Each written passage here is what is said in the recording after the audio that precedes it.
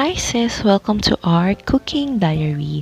For today's vlog, magluluto tayo ng no oven bake, low carbs bread. So without further ado, let's watch this! Ito ang kakailanganin nating mga sangkap. Coconut flour, psyllium husk powder, salted egg, cheese, vanilla extract, sweetener, stevia or low carb sweetener, 2 eggs, coconut oil, butter, pinch of salt, and water. Let's start!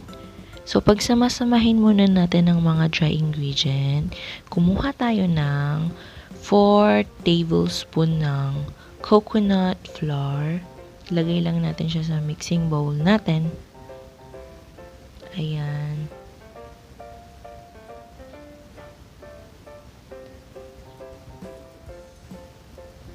Then, isunod na din natin ang ating psyllium husk powder.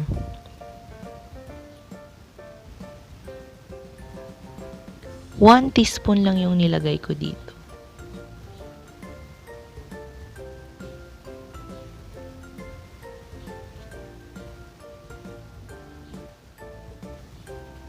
Then, yung ating sweetener, stevia yung ginamit ko. Parang yung isang sachet, 1 gram lang siya. So, 2 grams lang ng sweetener yung hinalo ko sa ating recipe today.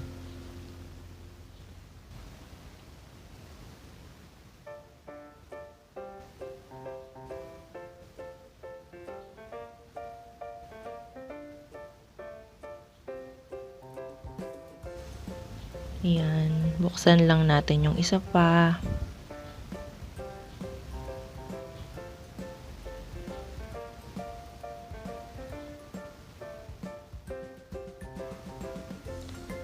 I-add na din natin yung pinch of salt. Ang pinanghalo ko yung pinangkuha ko ng butter. Sayang naman, 'di ba? Yan, i-mix-mix mo lang lahat ng dry ingredients natin.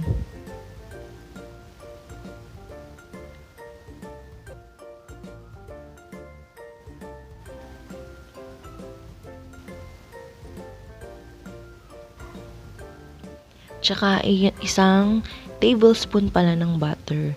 Pero kung gusto nyo ng more butter, pwede namang mag-add pa kayo.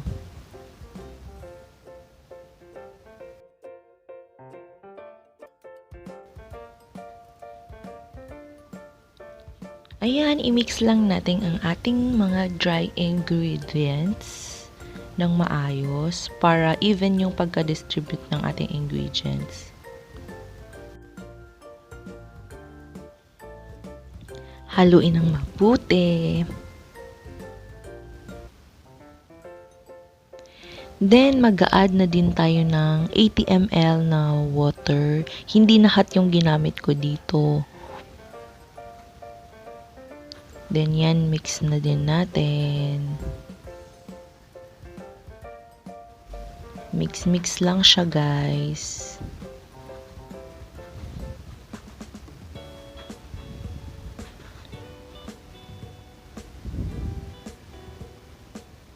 I-add na din natin ngayon yung ating coconut oil. Yan, coconut oil ang ating ginagamit kasi keto approved siya.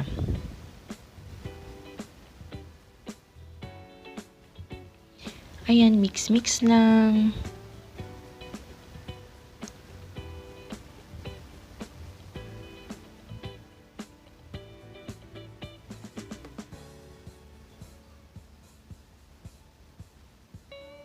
Ayun, nag-add ulit ako ng 80 ml na water. Bali, dalawang 80 ml yun. Pero hindi ko nilagay ng isang bagsakan. Tinatansya ko muna. Ayan. Dalawang 80 ml na yung nilagay ko dyan. Kasi gusto kong ma-achieve yung parang mushy na texture niya. Then, nag-add na din tayo ng eggs. 2 eggs ang ating gagamitin sa ating recipe today.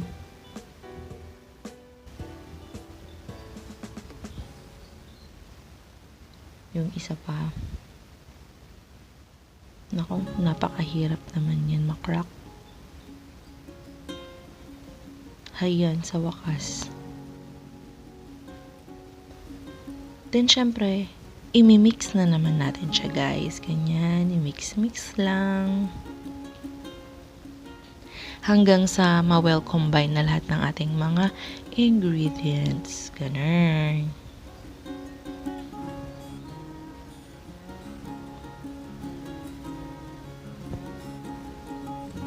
Ayan, halu-haluin mo lang, sis. Ganyan talaga. Pag may tiyaga, may nilaga.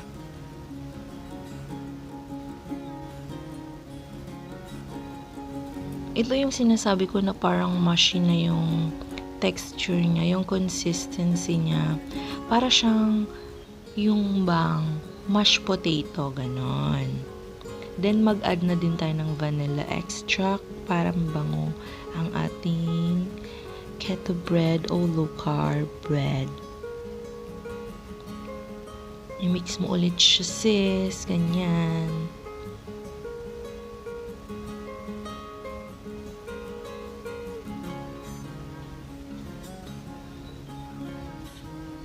Mix-mix lang siya. Ayan, ready na tayo. Lagay na natin sa ating llanera or kung ano mang meron kayo sa bahay na molder.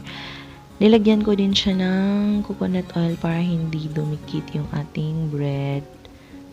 Pag ready na siya, yan, yung lalagyan lang natin siya. Bale, yung first layer, lalagyan natin siya. Ganyan, i-flat mo lang siya. Ayus-ayusin mo lang, sis.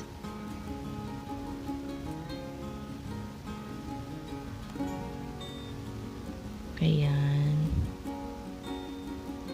Then, lalagyan na natin ng cheese. Lalagyan natin siya ng cheese dyan. Para hindi lang sa ibabaw ang may cheese. Ganyan.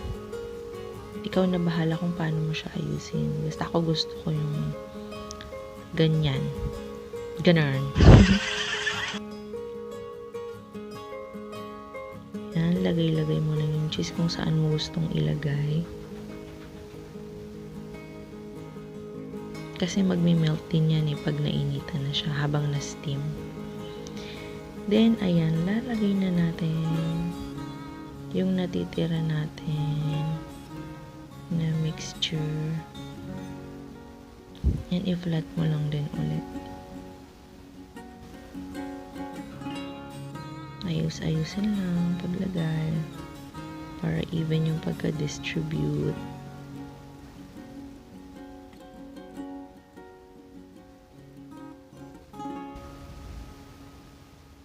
Ayan, tsaga-tsaga lang, sis. Ay, mamaya ay meron ka ng low-carb bread.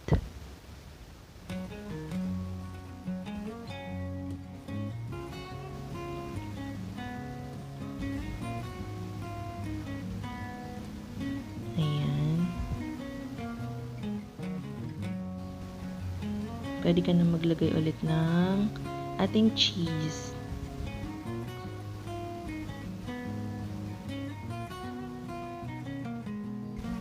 Ayan, ilagay mo kung saan mo gusto ilagay. Bahala ka na dyan. Kaya mo na yan, sis. Then, ang ating salted egg.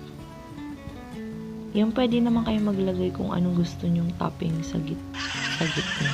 Sa ibabaw pala. Sa ibabaw. Natry ko na maglagay ng ham. Masarap din yung ham. Pero ito yung pinakagusto ko, yung salted egg. Parang lasang puto din siya. Puto bread. Parang ganun yung lasa niya.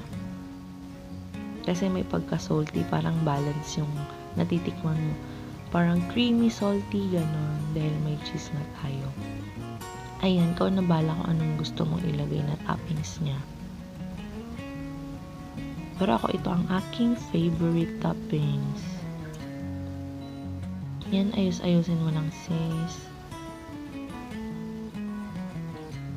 Lagyan mo lahat ng part para pag kinain mo, lahat meron siyang salted egg tsaka cheese.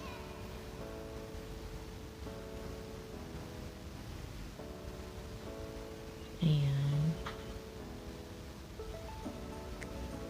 Then, ilagay mo na ulit ang iyong cheese na natitira. Pwede mo namang damihan pa. Ako, okay na sa akin yung ganyan lang kadaming cheese na.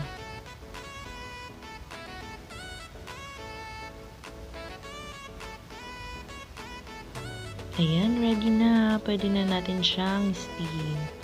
Ayan.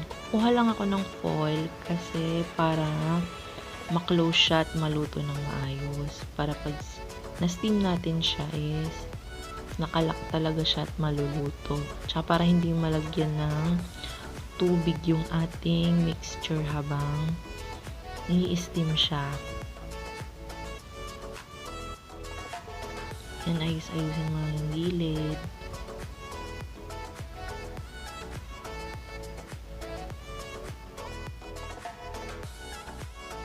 Ayan, ready na.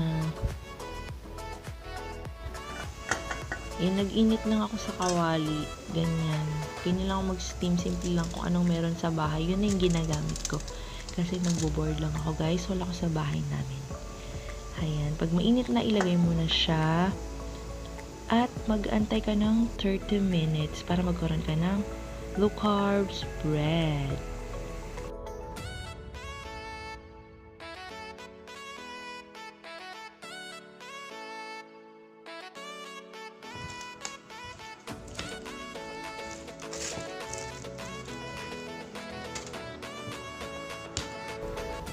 At eto na nga, after 30 minutes ng pag-aantay natin, naluto na din ang ating keto or low carbs bread.